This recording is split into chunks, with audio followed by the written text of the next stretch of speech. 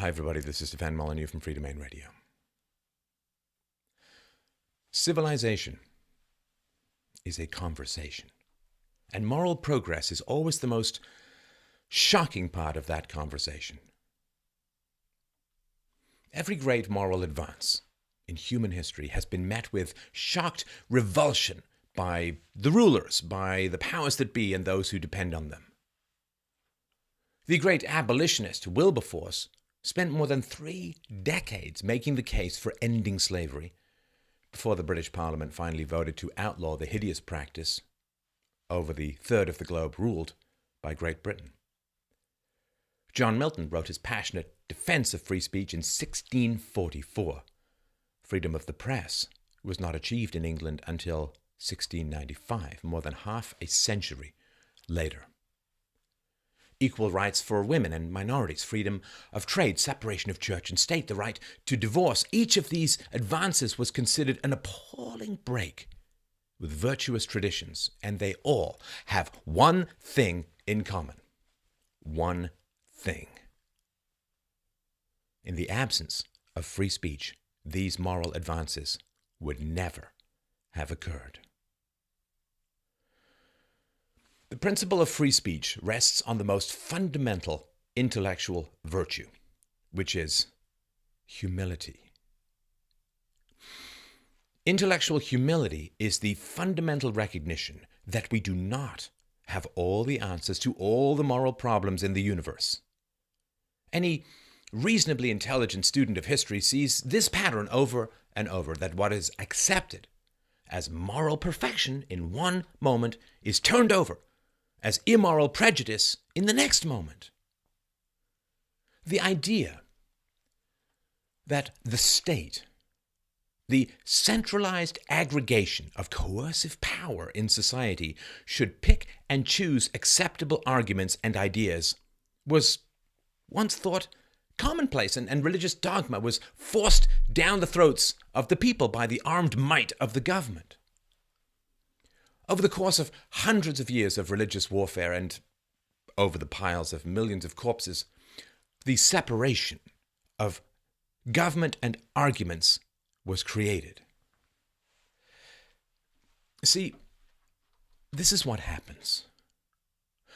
The moment that government has the power to attack people for holding a particular opinion or making particular arguments, civilization ceases to be a marketplace of ideas and becomes something quite different, something quite disastrous.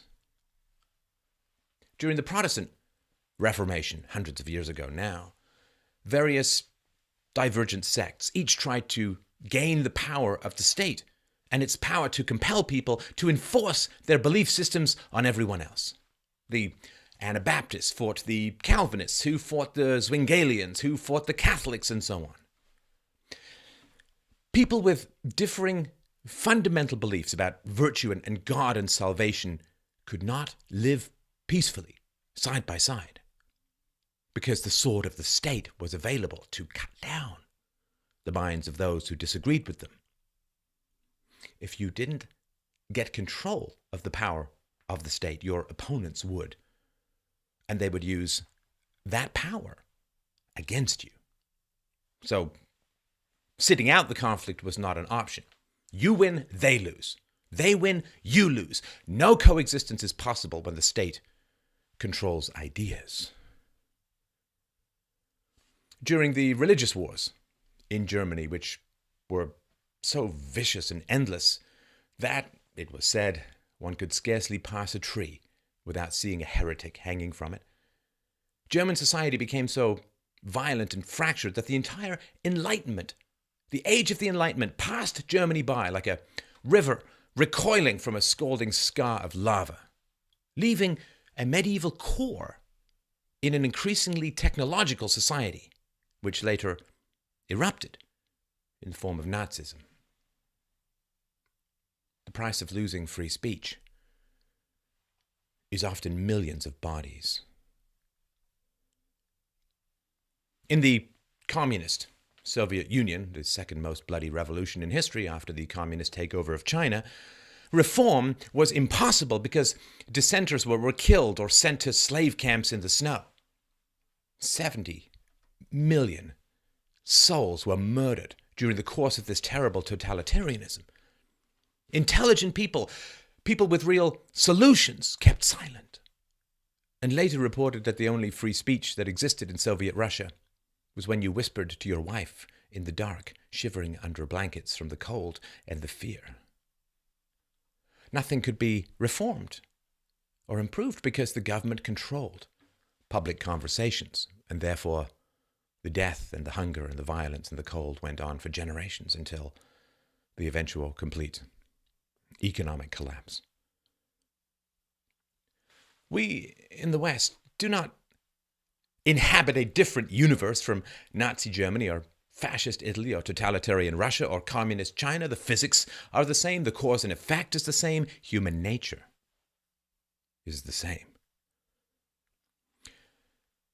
Free speech, you see, lets us see ahead as a society. It warns us of the potential consequences of immediate decisions. You know, this leads to this, which gives us pause in our arrogance of omniscience, that we think we have all the answers. We think we have solved all the problems. We think we know exactly what to do to fix poverty or bigotry or injustice or inequality, for that matter. As societies, we keep moving faster and faster and faster all the time. Technology has put a brick on our gas pedal, while outside the world grows murkier and foggier. Try it. Try driving at high speed in the fog. See what happens. So you and I are no different, fundamentally, from the people in the past. Human nature is not some liquid that instantly conforms to the contours of its environment. You know that every moral advance you take for granted was viewed as shocking and offensive and appalling by the majority of people when they first heard it. Look at slavery. Powerful people owned slaves. And powerful people, then as now, also owned politicians. And if there had not been freedom of speech in the 19th century, I can guarantee you we would still have slavery today. Because powerful interest groups in society would have silenced the abolitionist arguments, and the modern world would never have come into being. We have labor-saving devices because labor became expensive, and labor became expensive because slavery was ended. You see how this works? Those who believed in and defended slavery could point to 150,000 years of unbroken human history. Slavery everywhere all the time. Everyone has owned everyone else at some point or another. 150,000 years. I guess 6,000 if you're a particular kind of fundamentalist. That is a lot of years. And those who rose up against that endlessly high cliff wall of thorny and destructive history and said, I don't care how high it is. I don't care how dangerous it is. I don't care whose feelings get hurt. We are going to climb this cliff and drag humanity up with us to the sunlit heights of a world without slavery. And most people thought the abolitionists were crazy and evil. And it took decades to even begin to change people's minds. What about you? Are you so entirely sure that you are on the right side of history, that you are willing to allow the government to kill ideas that shock you? If you are, well, let's just say you have a lot more self-confidence than I do, and I don't think that's a good thing.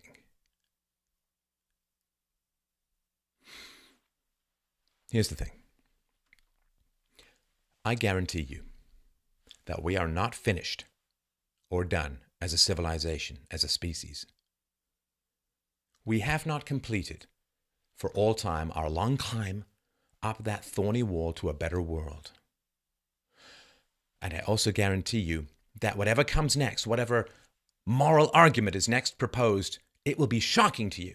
It will seem outlandish and immoral and appalling and threatening, because that is the nature of new moral arguments. People should not be bought and sold with the land. End serfdom. People should not be bought and sold like livestock. End slavery. Women should have the same legal rights as men. Government-enforced segregation is wrong. Every single one of these arguments was violently opposed when it first emerged. Imagine if those who opposed them had access to the power of the state to squelch criticism, to punish people for making a moral argument, for making a moral critique, for risking social ostracism in the honorable pursuit of dragging mankind up the thorny cliff to a better place. Are you so confident that you have all the right answers for all time, so that you are willing to use the power of the state to smash the marketplace of ideas? That is an insanely grandiose position. I do not know what the future holds for mankind. I do not know whether a shocking idea has merit or is false unless I have the chance to examine it, to debate it, to review it, and if I find it egregious, to oppose it in the marketplace of ideas. Take an example. Take an example from your own mind. Imagine the most egregious, wrong-headed, most offensive argument you can conceive of. I can think of dozens myself. Surely you want these terrible bad arguments to be roundly rejected by everyone around you in your society, right? But if you use the power of the state to suppress these arguments, guess what, my friends? They don't actually disappear from the face of the earth. Hey, remember how the government was going to get rid of illegal drugs in our society? The government can't even keep drugs out of prisons. So even if free speech becomes a prison, bad ideas will still be everywhere. So how do we oppose bad ideas? Well, first you have to recognize and understand this fundamental fact. People are going to get hold of bad ideas no matter what. Why? Because internet. So, given this reality, you have two choices. Either these bad arguments, these offensive ideas, can be dragged into the social spotlight by the most competent intellectuals in your society and exposed for the nonsense or nastiness they are. Or these bad ideas can be banished from the public sphere by force, which means, are they gone? No. It means they live on the internet, unexamined, unopposed, like brain-eating zombies.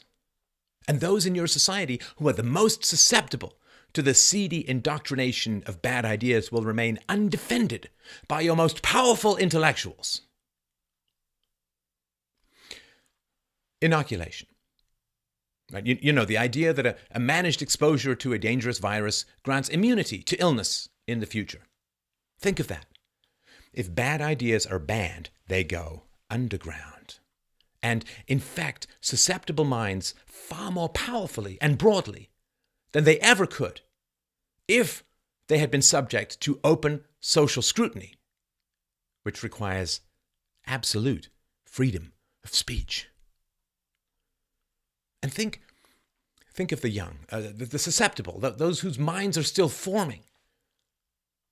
What are they going to say if you ban ideas? Oh, here is an argument that the authorities have banned.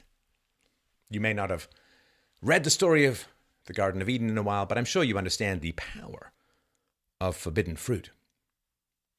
Young minds will roam the bad lands of bad ideas unprotected, unguided, impressionable. This is how to spread bad ideas the most rapidly. Make them enticing, make them exciting, ban them, refuse to engage with them, drive them underground. Trust me. If you oppose bad ideas, and who doesn't really, free speech is your only protection. And I mean that literally. It is your only protection. And think of the kids. I mean that too. Think of the kids. When bad ideas are openly discussed and analyzed in society, they lose their power to convince. No one argues for slavery anymore because we had that debate. It's settled. Bad ideas are not some sort of airborne virus that infects you against your will, against your reason. We become stronger and better people through our exposure to, analysis of, and rejection of bad ideas. We learn tolerance through the analysis of bigotry. If we ban bigotry, we weaken tolerance because a virtue must have some form of opposition in order to be considered a virtue. I can't really praise my own willpower if I refrain from eating cheesecake while stranded on a desert island with no cheesecake. Without temptation, is there virtue at all? Here's another thing. Okay, let's say we run to the state for protection from wrongthink. Okay, let's say we do that. What are we saying, if we do that, about the quality of the education we have received from the state? See, the state controls the education of our children for at least 12 years, usually more, much more. If we are mortally frightened of mere arguments, of mere ideas, of mere criticisms, to the point that we run to the government for protection from words as if they were limb-shredding predators, what does that say about our education?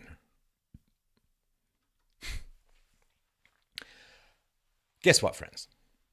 Life involves conflict.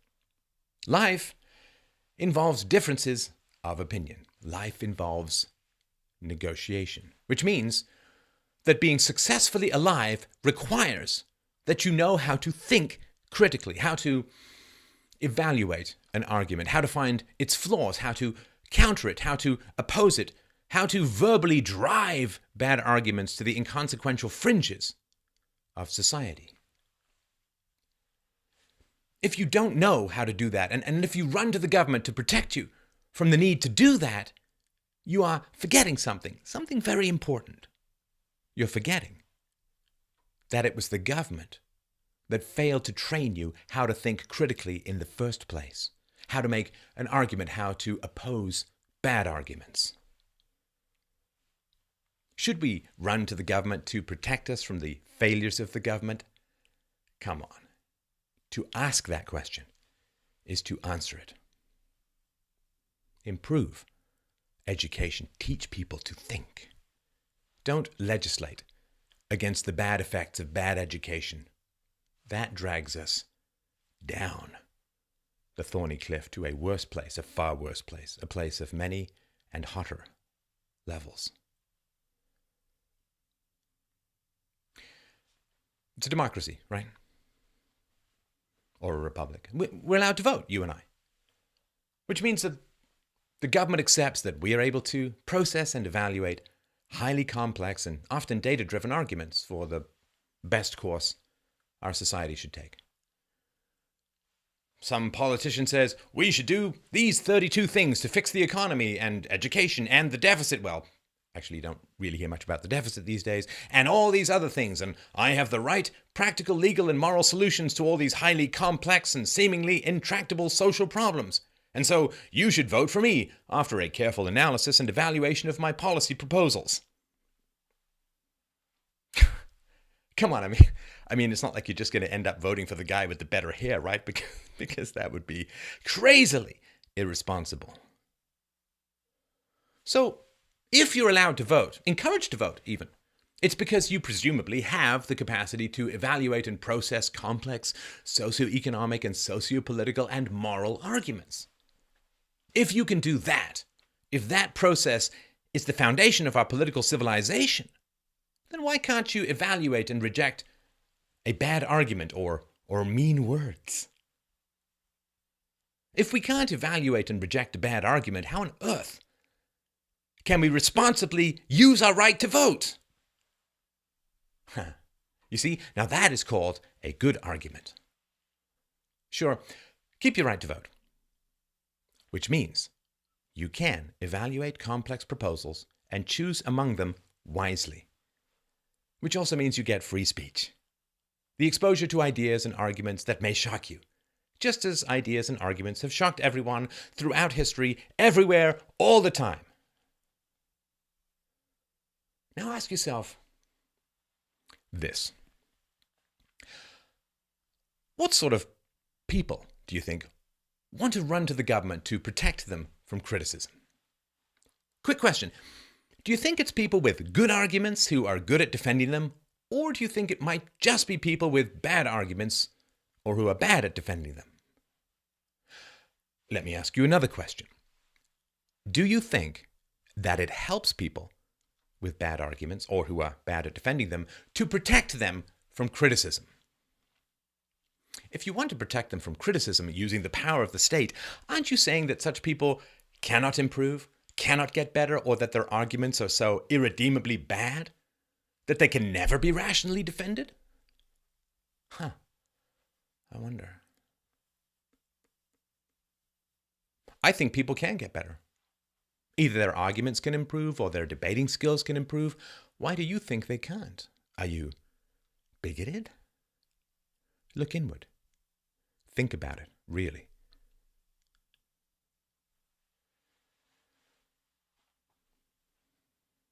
We're always going to have disagreements in society. That's actually healthy. I'm sure you know that.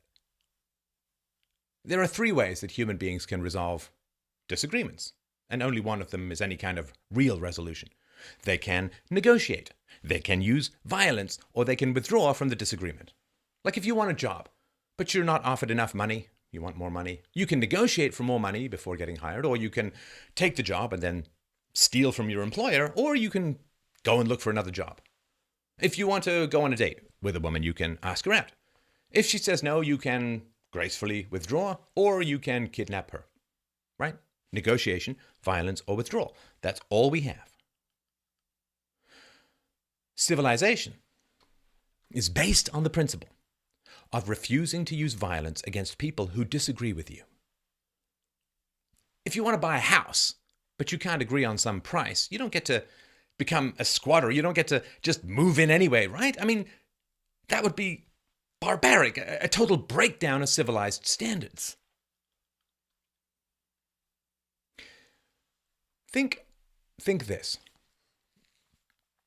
Think of your most treasured moral perspective. Now tell me, how old is it? How new is it? It's probably not more than a few decades old, particularly if you're on the left, like you're secular.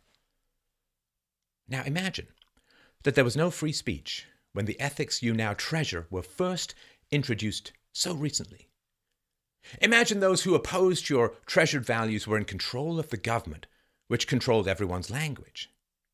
What would you believe now if there had not been free speech in the past? Who would you be? What would you stand for? If people in the past had not been able to forge new values, to communicate new ideas, to argue for new morals, if the powers that were had not let them be disagreeable or offensive, who would you be? What would you believe? You wouldn't even know the answer to that. I mean, people disagree with me all the time. Good. I'm scarcely right all the time. It's necessary. It's healthy. Because I have the humility of knowing that while I do have the most excellent methodology of rational philosophy, I'm far from perfect in every conclusion. The idea that I would call the police because someone disagreed with me or insulted me or was mean to me, I can't even comprehend it. Just personally, I think the police are needed for slightly more important things than hurt feelings. There are people in desperate need who will not be helped by the police because someone got upset.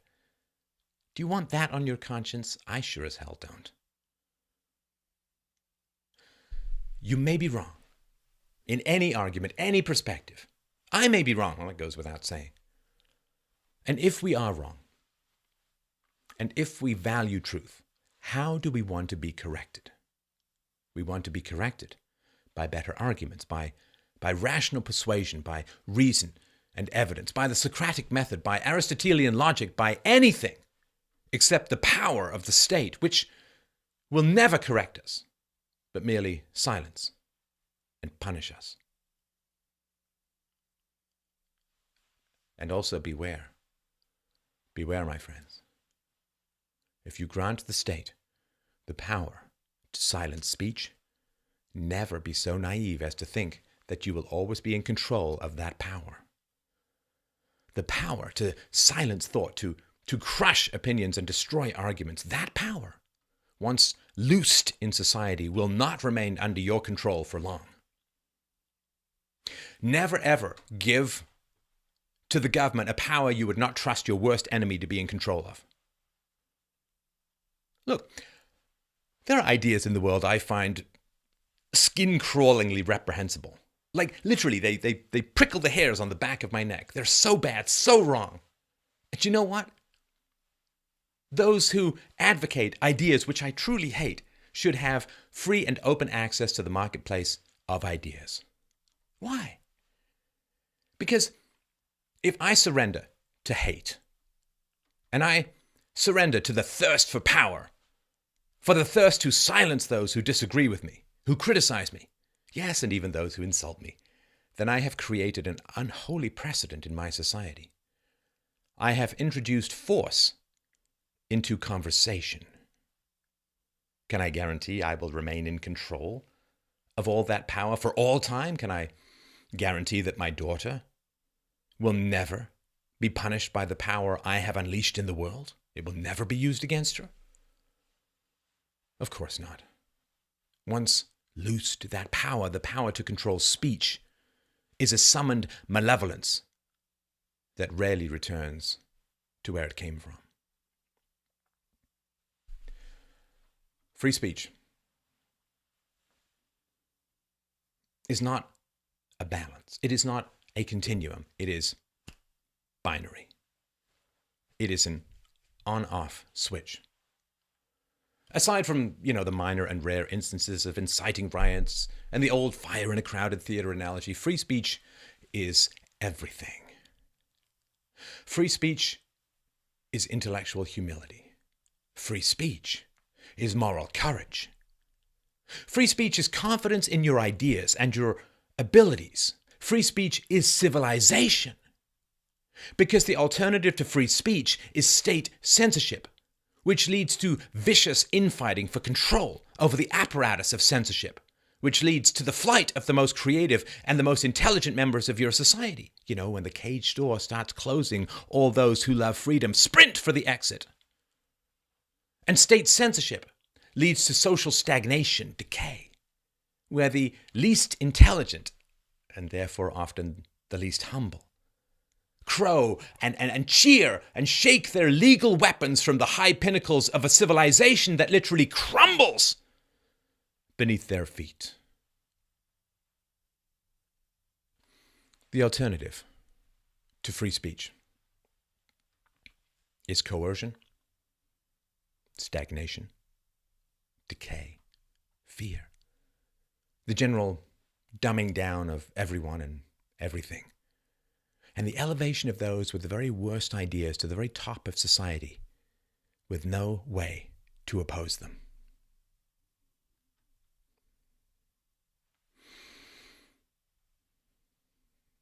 That's all I have to say.